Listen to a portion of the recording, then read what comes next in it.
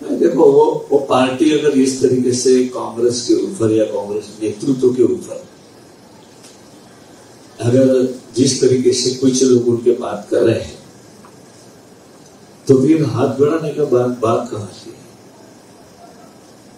दोनों तरफ से अगर सही रास्ते पे हम चलने लगे, हम सोचते कि जो एक विचारधारा है कांग्रेस पार्टी की, उसके साथ जिसकी विचारधारा है उन्हें एक साथ जुड़ना चाहिए।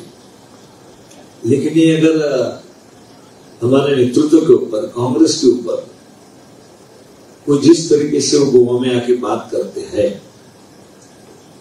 तो मुझे हमें लगता है कि ये किसी और को मदद करने की उनकी मंशा है। तो उनकी मंशा अगर अपोजिशन को मदद करने की होगी या बीजेपी जैसे पार्टी को मदद हो, इस तरीके से अगर उनकी स्टेटमेंट आते हैं तो उनके साथ हम कैसे बैठ सकते हैं? तो फिर वो आपकी अलायंस में शामिल नहीं रहेंगे? देखिए, अलायंस में शामिल नहीं रहने की बात ही नहीं, उनकी तरफ से उन्होंने जिस तरीके से बातें उठाई है तो आपको नहीं लगता कि वो बीजेपी को सपोर्ट किए जैसा लोगों को एक महसूस होता है?